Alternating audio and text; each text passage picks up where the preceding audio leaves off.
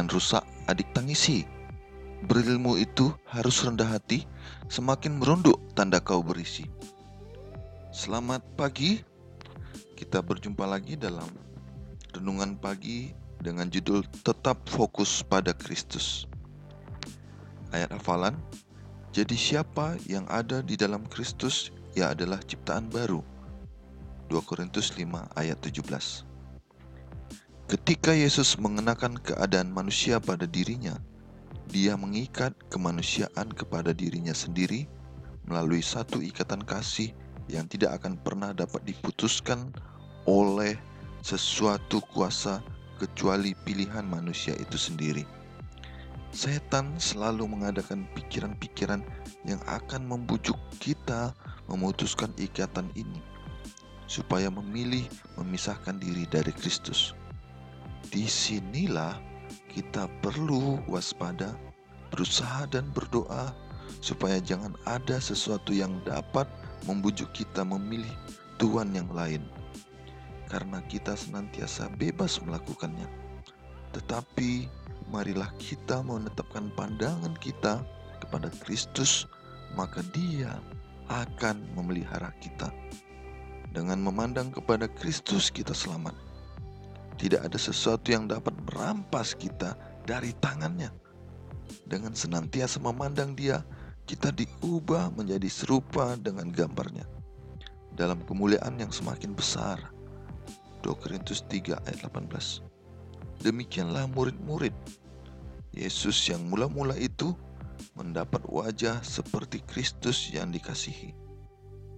Manakala murid-murid itu mendengar kata-kata Yesus, mereka merasa memerlukan Dia. Mereka berusaha mencari lalu mendapatnya, dan mereka mengikut Dia. Mereka bersama-sama dengan Dia di dalam rumah, di meja makan, di dalam bilik dan di ladang.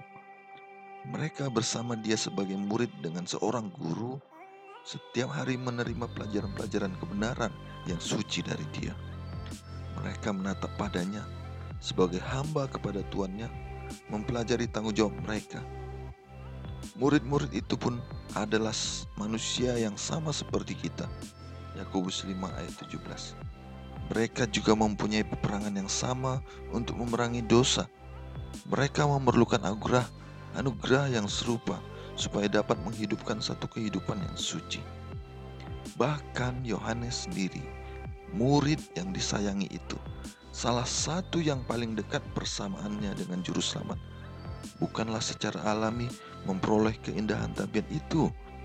Dia bukan saja membesarkan diri sendiri serta menginginkan kehormatan, tetapi juga seorang yang mudah tersinggung dan gampang marah kalau oleh kesalahan yang kecil sekalipun. Tetapi karena tabiat Kristus dinyatakan padanya, maka dilihatnyalah kekurangannya, dan pengetahuannya ini merendahkan dirinya. Kekuatan dan kesabaran, kuasa dan kelemah lembutan, keagungan dan kelembutan yang tampak di dalam kehidupan anak Allah sehari-hari telah mengisi jiwanya dengan pujaan dan kasih. Hari demi hari hatinya ditarik kepada Kristus, sampai akhirnya pandangan terhadap dirinya luluh karena kasihnya kepada Tuannya. Watak yang cepat naik darah, keinginan akan kemuliaan diri sendiri telah diserahkan kepada kuasa pembentukan yang datang dari Kristus. Pengaruh Roh Kudus telah membarui hatinya. Kuasa kasih Kristus mengadakan perubahan tabiatnya. Jika Kristus tinggal di dalam hati, maka semua tabiat akan diubahkan. Roh Kristus dan kasih-Nya melembutkan hati, menaklukkan jiwa, serta meluhurkan pikiran-pikiran dan keinginan terhadap Allah dan surga. Kebahagiaan sejati, halaman 81 sampai 83. Kasih lebih kuat daripada kematian. Dan pengharapan tidak mengecewakan, karena kasih Allah telah dicurahkan di dalam hati kita oleh Roh Kudus yang telah dikaruniakan kepada kita. Roma 5 ayat 5. Kita mesti jatuh ke atas batu itu dan hancur. sebelum kita dapat diangkat dalam Kristus. Diri harus diturunkan dari tahtanya, kesombongan harus direndahkan kalau kita hendak mengetahui kemuliaan kerajaan kerohanian. Dalam terang kehidupan juru selamat, hati sekalian orang, bahkan dari Khalik hingga Raja Kegelapan, dinyatakan. Setan telah melukiskan Allah sebagai mementingkan diri dan suka menindas, menuntut semuanya, tetapi tidak memberikan sesuatu, meminta pelayanan dari segala makhluknya demi kemuliaannya sendiri, tetapi tidak suka mengadakan suatu pengorbanan demi kebaikan mereka itu. Tetapi karunia Kristus menyatakan hati Bapa, disaksikannya bahwa pikiran terhadap kita adalah rancangan damai sejahtera dan bukan rancangan kecelakaan. Tertulis dalam Yeremia 29 ayat 11. Hal itu menandaskan bahwa meskipun kebencian hati Allah terhadap dosa kuat laksana maut, kasihnya kepada orang berdosa lebih kuat daripada maut. Setelah melaksanakan penebusan kita, Ia tidak akan menahan barang sesuatu bagaimanapun mahalnya yang perlu untuk penyempurnaan pekerjaannya. Tiada kebenaran penting yang ditahankan bagi keselamatan kita. Tiada mujizat kemurahan yang dilalaikan. Tiada alat ilahi yang tidak digunakan. Keridlaan ditimbun atas keridlaan. Karunia atas karunia. Seluruh perbendaharaan surga terbuka bagi orang-orang yang hendak diselamatkannya. Sesudah mengumpulkan kekayaan alam semesta dan membukakan sumber-sumber kekuasaan yang tidak terhingga, diserahkannya semuanya itu ke tangan Kristus seraya bersabda, semuanya ini adalah untuk manusia. Gunakanlah segala karunia ini untuk menginsafkan manusia itu bahwa tidak ada kasih yang lebih besar daripada kasihku di dunia atau di surga. Kebahagiaannya yang terbesar akan terdapat dalam mengasihi aku. Di salib Golgota, kasih dan sifat mementingkan diri tegak berhadap-hadapan. Disinilah puncak kenyataannya. Kristus telah hidup hanya untuk menghibur dan memberkati, dan dalam membunuh Dia, iblis menyatakan kedurjanaan kebencian hatinya kepada Allah. Ditunjukkannya dengan nyata bahwa maksud pemberontakannya yang sesungguhnya ialah hendak menurunkan Allah dari tahtanya dan untuk membinasakan Dia yang olehnya kasih Allah ditunjukkan. Oleh kehidupan dan kematian Kristus, pikiran manusia pun turut kelihatan. Dari palungan hingga kayu salib, kehidupan Yesus merupakan suatu panggilan kepada penyerahan diri dan kepada persekutuan dalam penderitaan. Itu menyingkapkan tabir segala maksud manusia. Yesus datang dengan kebenaran surga, dan semua orang yang mencamkan suara Roh Kudus tertarik kepadanya. Orang-orang yang berbakti kepada diri sendiri adalah rakyat kerajaan setan.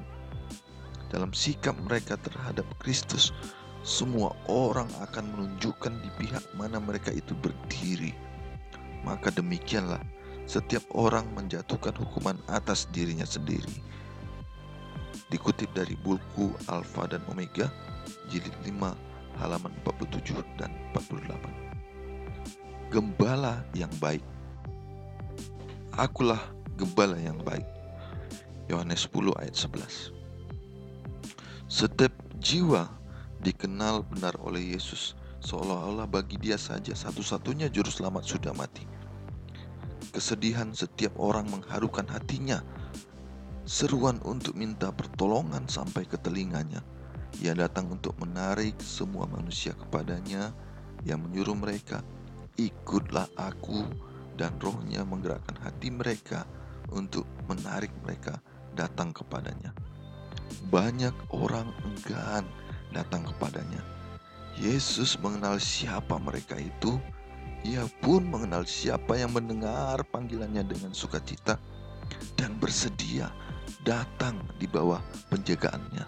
Ia berkata, "Domba-dombaku mengenal suaraku, dan aku mengenal mereka, dan mereka mengikut aku." Baca Yohanes 10 ayat 27. Ia menaruh perhatian kepada masing-masing seolah-olah tidak ada yang lain di permukaan bumi ini. Bukannya takut akan hukuman atau harapan akan pahala kekal yang menuntun murid-murid Kristus untuk mengikut Dia, mereka memandang kasih juru selamat yang tiada taranya, yang dinyatakan sepanjang perjalanannya di dunia, dari palungan di Betlehem ke salib di Golgota.